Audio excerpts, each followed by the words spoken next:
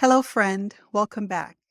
If you're struggling with understanding why someone would willingly give away their hard earned cash to a stranger, this episode is for you.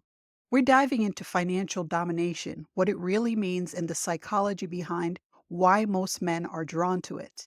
And if you're craving stronger insights into this unusual power dynamic, I've got 7 psychological drivers that explains this behavior better than anything else. There are more, but these 7 completely change how you think about money, power, and desire. Let's dive in. So, what exactly is financial domination? In simpler terms, it's a relationship dynamic where one person, usually called the submissive, gets psychological or emotional satisfaction from giving money or gifts to another person. The dominant person usually exerts control, makes demands, and sometimes even verbally humiliates the submissive. And here's the kicker: the submissive actually enjoys this dynamic. Now, I know what you're thinking. Anna, who in their right mind would enjoy having someone take their money while being mean to them? Well, friend, that's exactly what we're unpacking today. Let me tell you about Mark, not his real name, of course. Mark is a 42-year-old executive at a tech company. He manages a team of 30 people, makes 6 figures, and has complete control over million-dollar budgets. On paper, Mark has power, status, and control.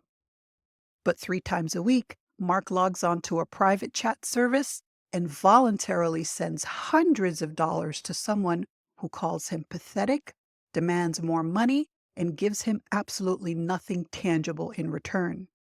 And the wildest part, Mark describes this as the most liberating experience of his week. It's like all the pressures of being in charge just melts away, he told me. For those moments, I don't have to make any decisions.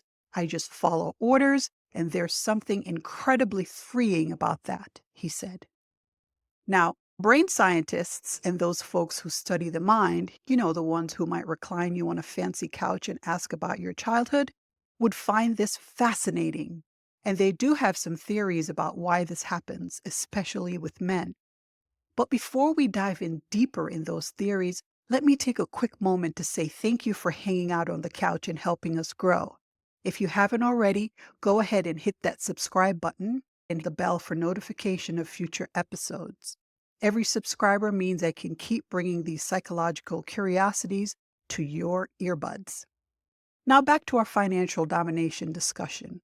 What makes this particularly interesting is that the majority of financial submissives are men, often successful, powerful men in their day-to-day lives.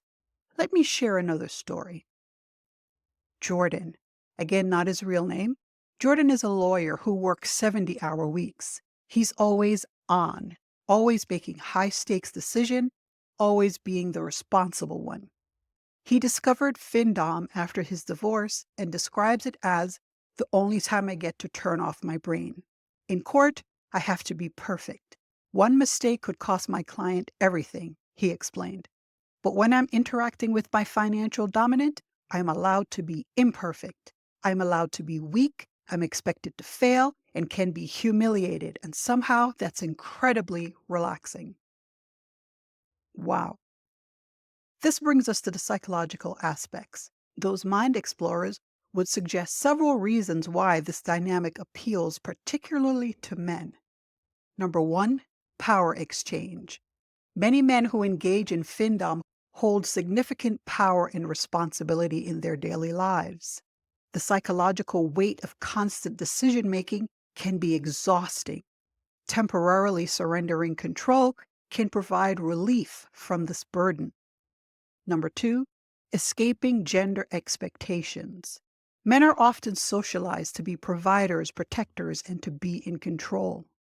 FINDOM provides a sanctioned space to temporarily escape these expectations. Number 3, the taboo factor.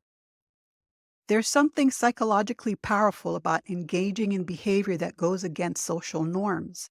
The taboo nature adds excitement. Number 4, eroticizing financial stress.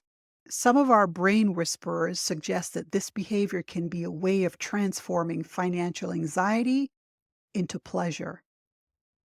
Number 5, clear boundaries.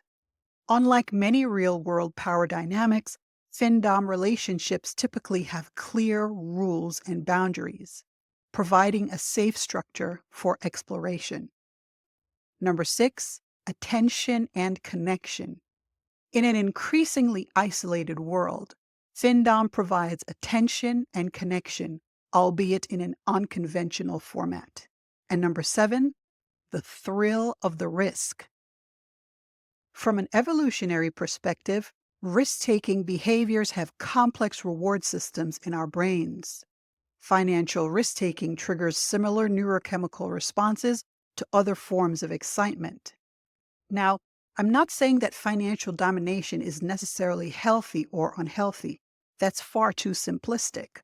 Like many psychological phenomena, it exists on a spectrum.